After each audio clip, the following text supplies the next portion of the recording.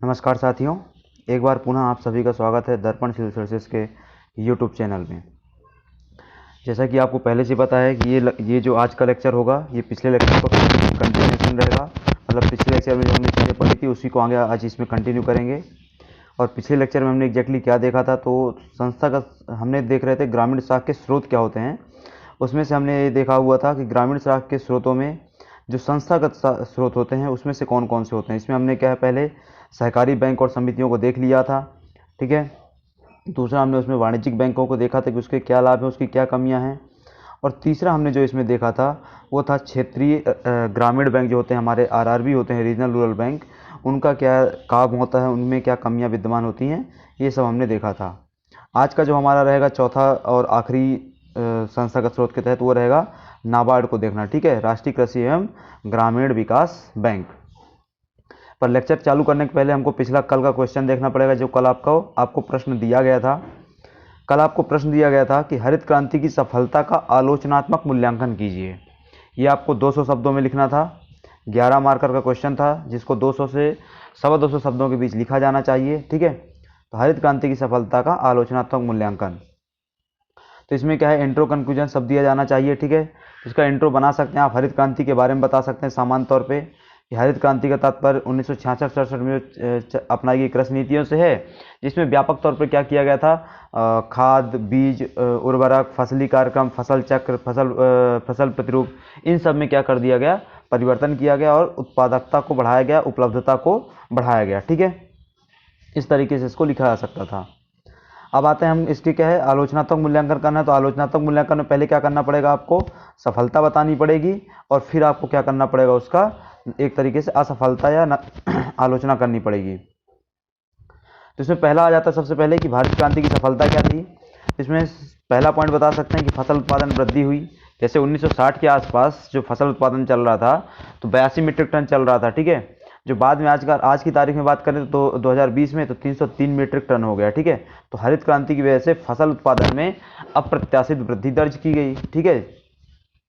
दूसरा क्या हुआ, खाद्यान्न आयात में कमी आई, ठीक है। अब आप क्या कर रहे थे, आपके यहाँ उत्पादन था नहीं, तो आप क्या है, खाद्यान्न का आयात कर रहे थे, फसल का आयात कर रहे थे। पर चूंकि खाद्यान्न उत्पादन अच्छी मात्रा में होने लग गया, फसल उत्पादन में वृद्धि हुई, तो आपने आयात में क्या किया, कमी की, ठीक है।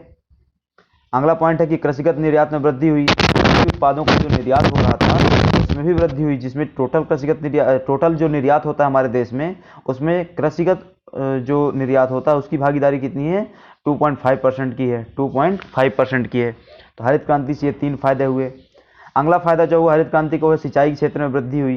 सिंचाई क्षेत्र में वृद्धि कैसे दिखेगी आपको कि 1960 के आसपास जो कुल सिंचित क्षेत्र था आपका, वो मात्र कितना था, 4.56 मिलियन हेक्टेयर, जो आज की तारीख 2020 में हरित क्रांति की सफलता के रूप में बढ़ते हुए कितना हो गया है, 140 मिलियन हेक्टेयर हो गया है, ठीक है। अगला है इसमें आपका ग्रामीण रोजगार, श्रम बल की मांग में उल्लेखनीय वृद्धि दर्ज की गई। ग्रामीण रोजगार में क्या फायदा हुआ आपको कि श्रम बल की मांग में उल्लेखनीय वृद्धि दर्ज हुई। अगला पॉइंट है आपका यहाँ पे कि औद्योगिक विकास हुआ। हरित क्रांति की वजह से औद्योगिक विकास हुआ। कैसे कि हरित क्रांति की वजह से कृषि का मशीनीकरण हुआ, कृषि आधारित उद्योगों की स्थापना हुई। खाद्य प्रसंस्करण उद्योग, चीनी उद्योग, वस्त्र उद्योग, ये सब कृषि आधारित उद्योग होते हैं, इनकी स्थापना हुई। इस कारण क्या हुआ, उद्योगों का विकास हुआ, ठीक है। अगला जो पॉइंट है इसमें वो है किसानों को लाभ प्राप्त हुआ। किसानों को लाभ प्राप्त कैसे हुआ कि किसानों को क्या है, फसल उत्पादन में वृद्धि हुई, अधिशेष में वृद्धि हुई, तो अल्टीमेटली वो क्या है, फसल को बेच करके अपना क्या है, पूंजी निर्माण करेंगे। तो पहला पॉइंट, आय स्तर में वृद्धि हो जाएगी। दूसरा, कृषि उत्पादकता में सुधार हेतु किसानों द्वारा अधिशेष आय का पुनः निवेश किया गया। वही पॉइंट है हमारा कि उत्पादन में वृद्धि हुई, अधिशेष में वृद्धि हुई, पूंजी निर्माण हुआ, उस पूंजी को पुनः निवेश करता है अपने कृषि कार्य में, ठीक है। और इससे अल्टीमेटली होता क्या है, आपका पूंजीवादी कृषि को बढ़ावा मिलता है, कैपिटलिस्ट फार्मिंग को बढ़ावा मिलता है, ठीक है। अगला पॉइंट है आपका जो सफलता के रूप में वो है कि बफर स्टॉक की अवधारणा का जन्म हुआ। यहां से ठीक सीधी सी बात है, आपके क्या है, उत्पादन की मात्रा में वृद्धि हुई, उससे क्या हुआ, आप उसको क्या करना चाहेंगे, स्टोर करना चाहेंगे, बफर स्टॉक बनाना चाहेंगे। क्यों बनाना चाहेंगे, ताकि आप भविष्य की क्या है, जो इमरजेंसी कंडीशन अगर कुछ बनती है तो उससे क्या हो सके, आप निपट सकें, ठीक है, आकस्मिक परिस्थितियों से निपटने के लिए। अगला पॉइंट है आपका सफलता में किसानों की आय बढ़ने से उनके सामाजिक शैक्षणिक स्तर में भी वृद्धि हुई। सीधी सी बात है, अगर आय बढ़ेगी तो आप अपना जीवन स्तर सुधारना चाहेंगे, शिक्षा का, स्वास्थ्य का स्तर आप क्या है सुधारना चाहेंगे, ताकि आपकी आने वाली जनरेशन में क्या हो सके, सुधार हो सके। ठीक है, तो ये क्या था आपका हरित क्रांति की सफलता थी। ये प्रश्न का हाफ पोर्शन था।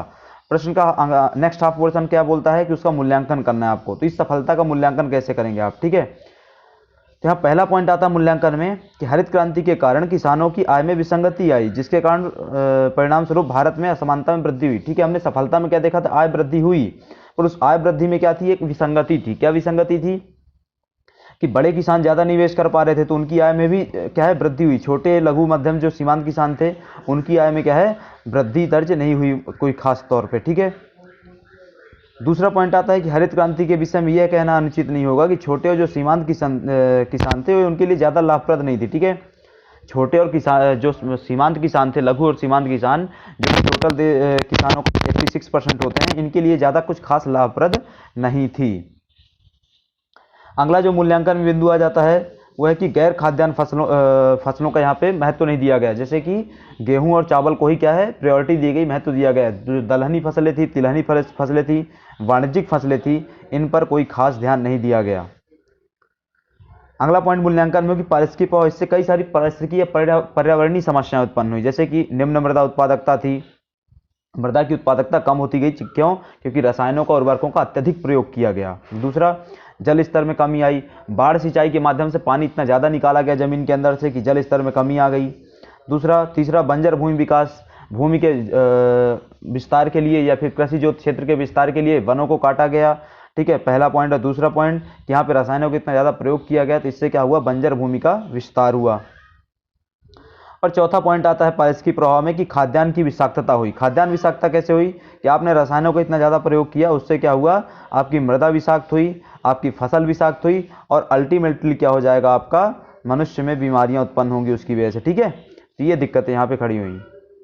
अब इसका क्या है, ये आपका मूल्यांकन हो गया। अब यहाँ पे एक छोटा सा कंक्लूजन दिया जाना चाहिए। तो यहाँ पे आप कंक्लूजन में लिख सकते हैं कि हरित क्रांति की इन असफलताओं के परिणाम स्वरूप या फिर हरित क्रांति की इन समस्याओं को टैकल करने के लिए, कंट्रोल करने के लिए बाद में द्वितीय हरित क्रांति कार्यक्रम प्रारंभ किया गया। ठीक है, द्वितीय हरित क्रांति कार्यक्रम को प्रारंभ किया गया। ठीक है, तो इस अप्रोच के साथ इस प्रश्न को क्या है टैकल किया जाना चाहिए था 11 नंबर के तहत। ठीक है, 200 शब्दों में। अब चलते हैं आज के अपने लेक्चर के मेन पॉइंट में।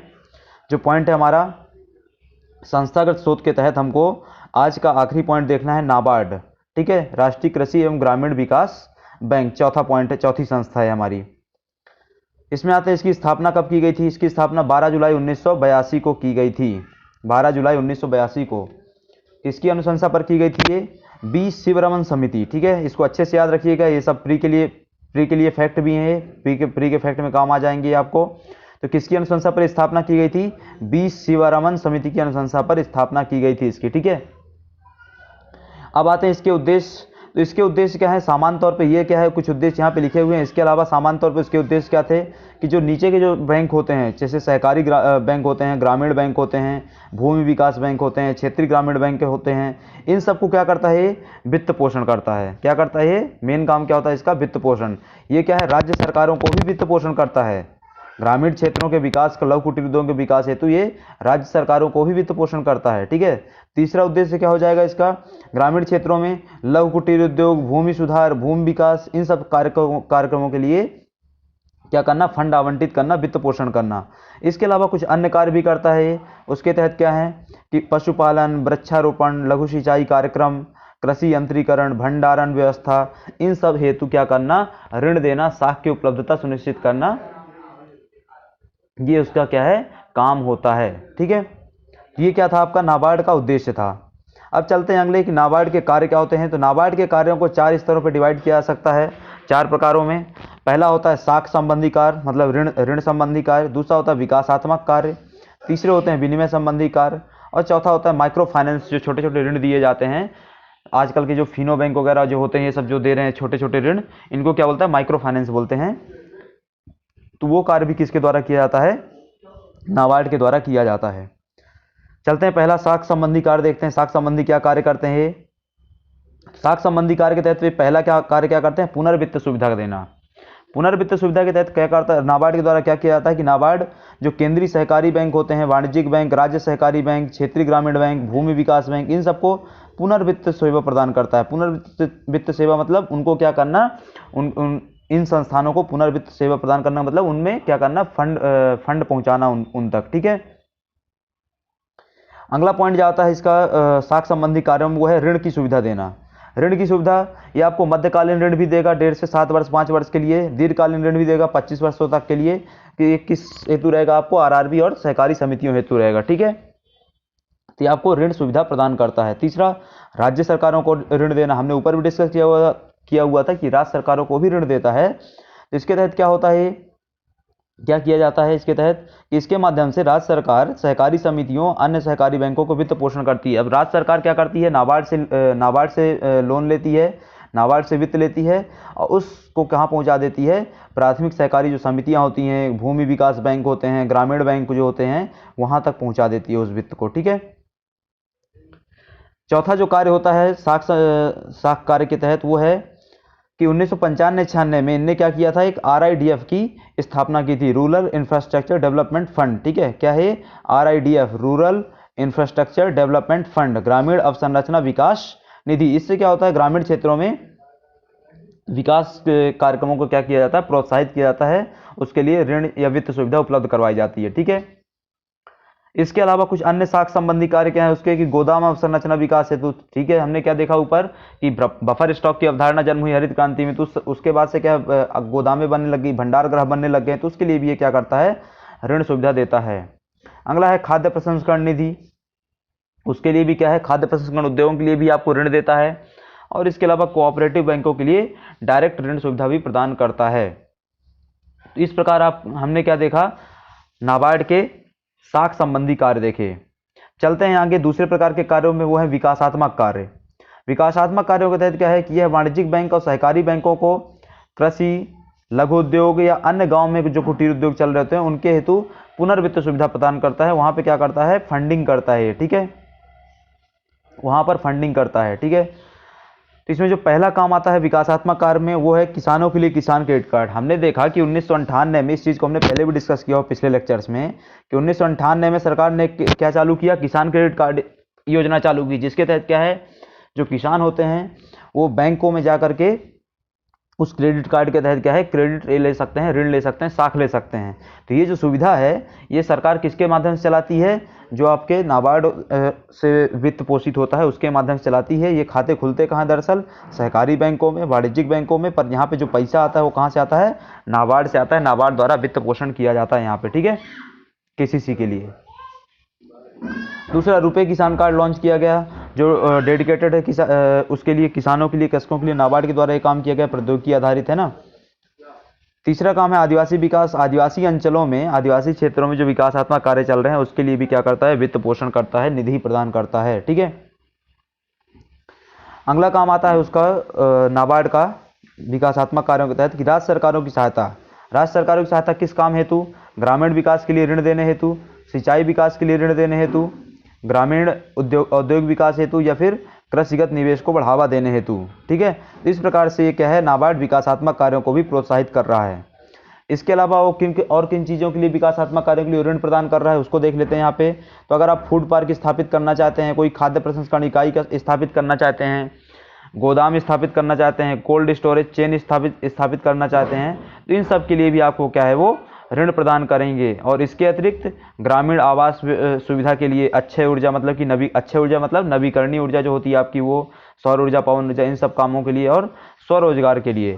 तो अगर आप इनसे संबंधित कोई काम करना चाहते हैं तो नाबार्ड के माध्यम से इस हेतु क्या किया जाता है, ऋण सुविधा प्रदान की जाती है। ये सब विकासात्मक कार्यों के तहत उसके आ जाते हैं। ठीक है,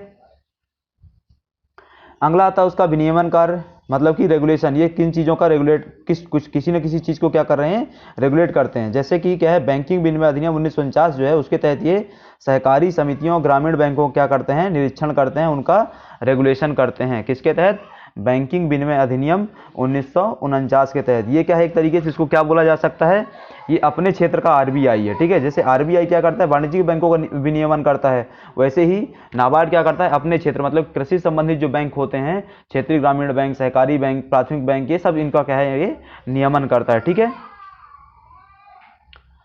अगला प्रकार आता है इसका कार्यों का, वो है आखिरी माइक्रो फाइनेंसिंग का कार्य। इसके तहत इनने क्या किया है, 2 कार्यक्रम चलाए मुख्य तौर पे। वो क्या है, ई शक्ति कार्यक्रम और दूसरा है कौशल विकास कार्यक्रम। ठीक है, ई शक्ति कार्यक्रम के तहत क्या किया गया इनको, इनके द्वारा कि एसएचजी जो ग्रुप होते हैं, स्व सहायता समूह, सेल्फ हेल्प ग्रुप जो होते हैं, उनके डिजिटलीकरण के उद्देश्य से इन्हें ई शक्ति कार्यक्रम लॉन्च किया। ठीक है, और उस हेतु उन्होंने क्या किया, ऋण सुविधा प्रदान की, वित्त पोषण किया। ठीक है, दूसरा कौशल विकास के लिए उन्होंने क्या किया, तो ग्रामीण क्षेत्रों में जो युवा वर्ग है, आजकल अभी एक समस्या ग्रामीण क्षेत्रों में सबसे बड़ी क्या है कि जो युवा वर्ग है ग्रामीण क्षेत्रों में, वो कृषि कार्यों में क्या है, इन्वॉल्व नहीं होना चाहता।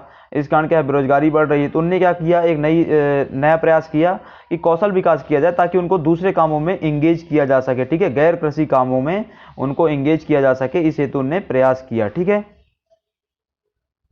तो ये क्या था आपका पूरा नाबार्ड का कार्य था। नाबार्ड के 4 प्रकार के कार्य थे कि उनके साख संबंधी कार्य क्या होते हैं, विकासात्मक कार्य क्या होते हैं, विनिमय कार्य क्या होते हैं, और माइक्रो फाइनेंसिंग संबंधी कार्य क्या होते हैं।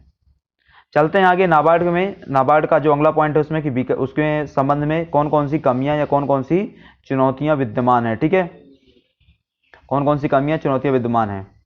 पहला पॉइंट है इसमें कि विनामिकी भूमिका है तो विस्तृत प्रशासनिक मशीनरी की कमी है। विनामिकी कार्य इसका क्या है, बहुत ज़्यादा विस्तृत है, रेगुलेशन वाला कार्य। क्यों, क्योंकि बहुत सारे आरआरबी हैं, सहकारी बैंकियां हैं, प्राथमिक सहकारी समितियां हैं, भूमि विकास बैंक है, ग्रामीण विकास बैंक है, ये सब इतने सारे जो चीज़ चल रही है, इसको सब रेगुलेट करने के लिए, विनियमित करने के लिए आपको स्टाफ और वित्त लगता है, पर इनके पास उन दोनों की कमी है। ठीक है, दूसरा, ऋण की पुनः देता है तो उपयुक्त व्यवस्था का अभाव है। जैसे आपने क्या किया, ऋण तो वितरण कर दिया पर ऋण की वसूली नहीं हो रही है। ऋण की वसूली के लिए एक क्या होना चाहिए, व्यवस्थित चैनल होना चाहिए, व्यवस्थित प्रक्रिया होनी चाहिए। उस चीज का यहाँ पे क्या है, अभाव है।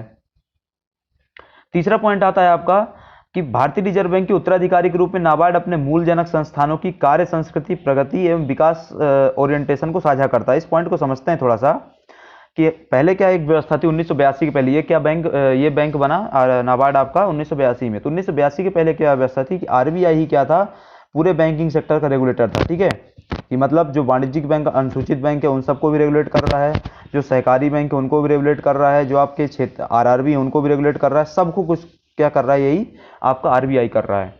पर 82 में जब नाबार्ड को बना दिया गया तो यहाँ पे आरबीआई का काम अलग हो गया, नाबार्ड का काम अलग हो गया, उसका काम अलग हो गया, इसका काम अलग हो गया विनियमन के क्षेत्र में। पर उसमें समस्या क्या आई कि जो नया नाबार्ड बना 1982 में, उसमें दिक्कत क्या आई कि इसकी जो कार्य संस्कृति थी ये पूरी कैसी थी, एकदम आरबीआई जैसी थी। मतलब वही लाल फीताशाही, भ्रष्टाचार और कार्यकुशलता का अभाव, ये सब चीज़ें वहाँ पे क्या है, विद्यमान थी।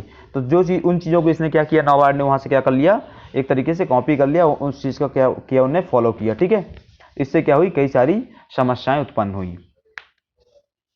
अगला पॉइंट जो है उसकी कमी का वो है कि नाबार्ड की बाजार उधारी इसके संसाधनों के 80% होने से वित्त पोषण की लागत में क्या है, वित्त पोषण की लागत बढ़ गई है। अब इस पॉइंट को समझते हैं कि समझो नाबार्ड है, नाबार्ड का जो टोटल वो है, उसके संसाधन है, उसकी जो वित्त पूंजी है उसके पास, वो है समझो 100 करोड़ रुपए की। ठीक है, कितने की है, 100 करोड़ रुपए की।